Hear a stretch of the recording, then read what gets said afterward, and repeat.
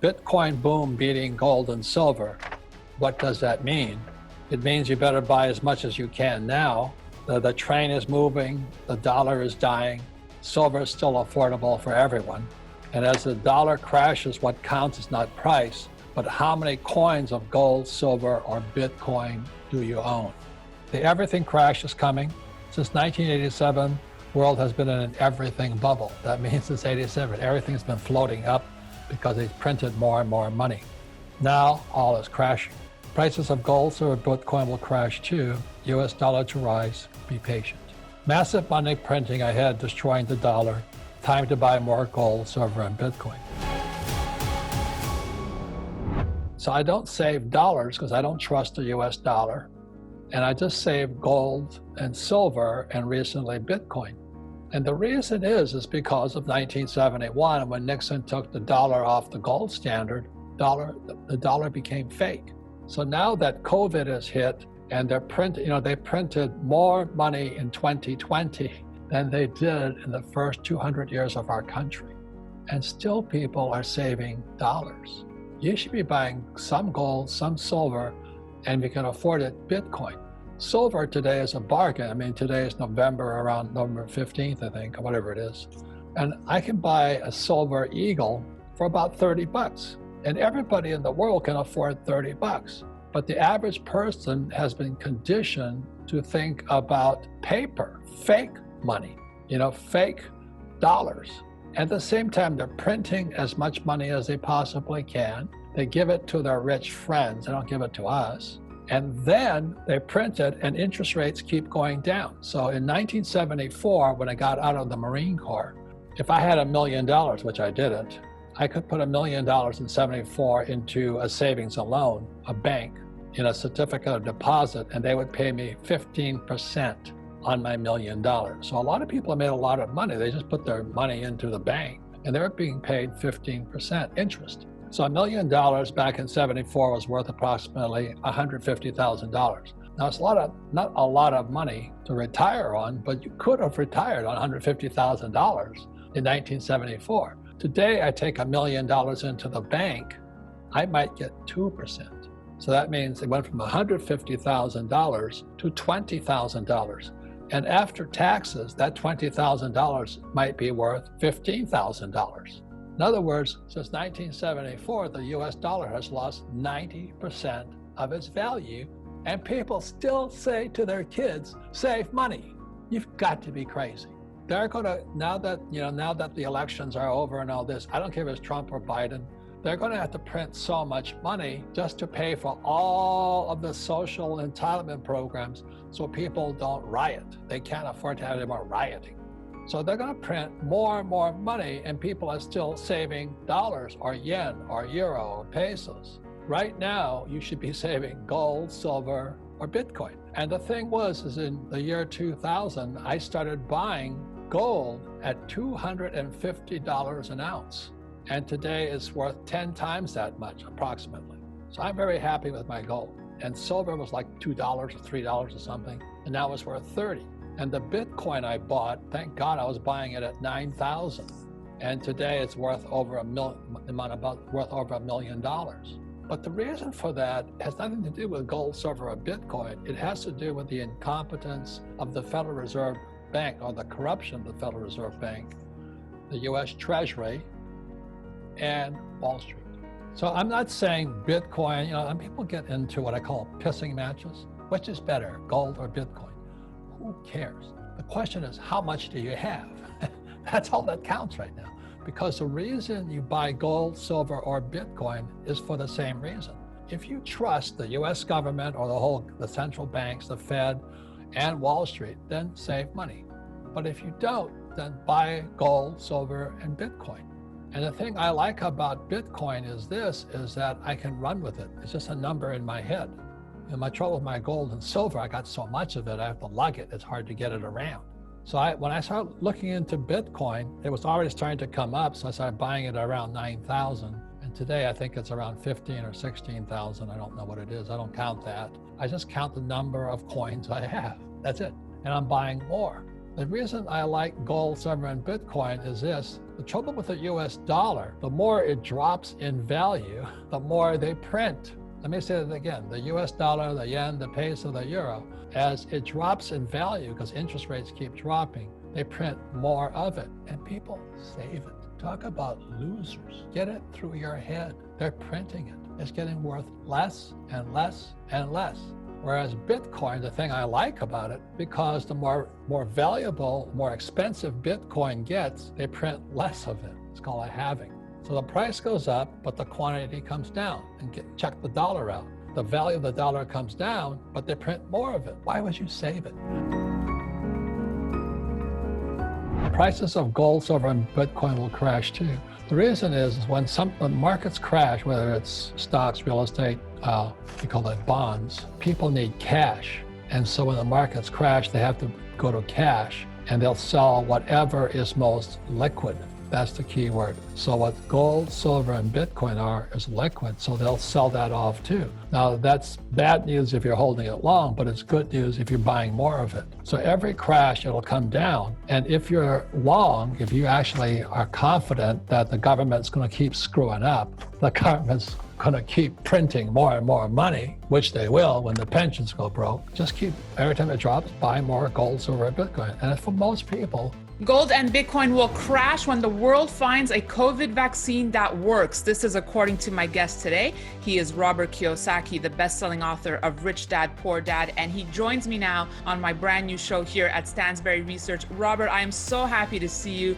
Welcome. You say could crash, but could present a huge buying opportunity should the world find a COVID vaccine that works. I want to talk about that because wouldn't we still be living in a world of fiat debasements, of zero interest rates that would still keep these safe havens high? Yeah, I think the problem isn't the pandemic.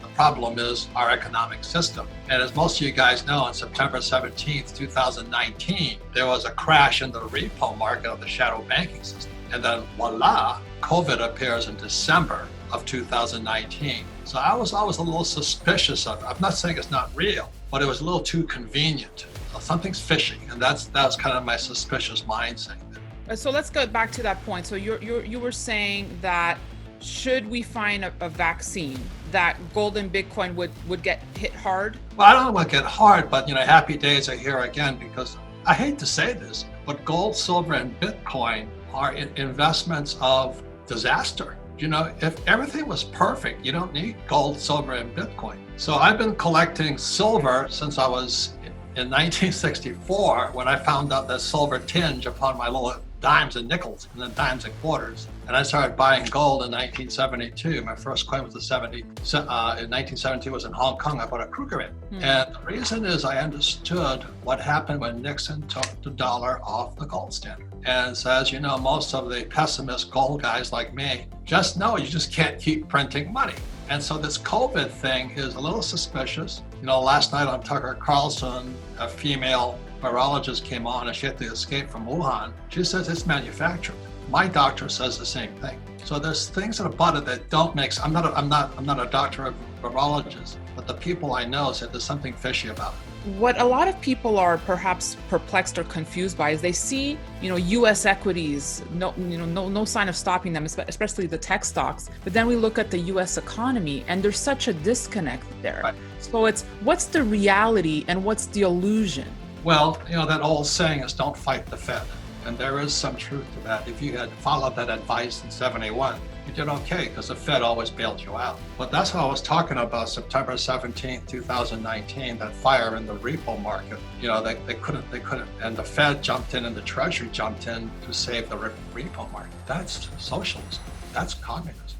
That's central controlled government. So now the economy is controlled by the Fed and the US Treasury. Free market is gone. It's a Fed-fueled party, basically. Correct. And what happened is separated the price of a stock from the fundamentals of a stock. And so, as you know, many of the CEOs were just borrowing money off their corporations, like let's say Ford, and making them they went from AAA to BBB junk bond status. Same as AT&T and all these companies. So the CEOs were complicit in borrowing from their corporate treasury, repurchasing their stocks, which sent the price of the stock up.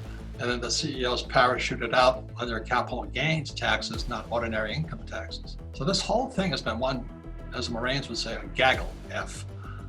It's just really a mess. Robert, you also spoke about Warren Buffett, and let's talk about his move out of bank stocks and into gold, which you say is a really important signal here. I would say so. More than gold is that he's out of bank stocks. And again, it goes back to September 17, 2019, when the Fed and the Treasury entered the repo market. We became a centrally controlled economy. That's communism. So it looks like Buffett is saying the banks aren't going to make it. Because what happens every single time is when the Fed and the Treasury take over, they don't need commercial banks. They want to go straight from the Treasury to the people, which is PPP, Universal Basic Income, UBI, and MMT. So the Fed is now becoming the banker for the people also. That's centrally controlled economy. This time, would it be worse than 2008 for the banks? Yes. Well, look at the numbers. In July, the deficit was $86 billion. In 2008, the deficit for the Fed was, I think, $800 billion or something like that. And now in 1 month, the U.S. runs a deficit of $86 billion. Whatever. The numbers are so staggering that, and we're insolvent. The U.S. is insolvent. So that's why I tweeted. I said, when the vaccine appears and happy days are here again, the real problem has always been the economy. It's been the central bank, the repo market, Wall Street, and U.S. Treasury. Robert, I guess to wrap, for investors watching and who really listen closely and follow your words and your advice, what is one to do here? How do we prepare? How do we protect ourselves? Fabulous question. I'm glad I'm glad you're working with Stansberry, because I subscribe to newsletters. When you look at zero interest rate policy, which we're going to, that's saying we don't want your cash, we don't want your savings. They're forcing mom and pop into the equities market or the bond market or the real estate market. And the reason what Stansberry does, it provides information. Look, we live in the information age, and you want to have the best information possible. So that's why I like YouTube, I like the Stansberry Report, I like Dolman Wellington. They don't say the same thing, but with zero interest rates, you have got to be better informed.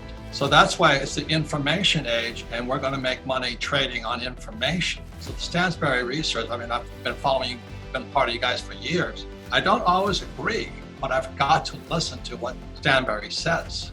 Same as other experts. So today it's not money, it's information. And if you're going to survive into the future, if you're just going to buy, hold, and pray in your 401k, you're toast. You're toast. Because there's no correlation right now between the price of a stock and the underlying fundamentals. And the reason I said gold, silver, and Bitcoin will crash when the vaccine will come out, I tweeted it's a good thing, because it's a buying opportunity, because the problem wasn't the pandemic anyway. The pandemic has always been the underlying repo market, shadow banking system, the Fed, the Treasury, and all those characters. So information is the key for the future. And that's why you've got to be up to date on it every minute, because zero interest rates are saying we don't want your money. That's what it means.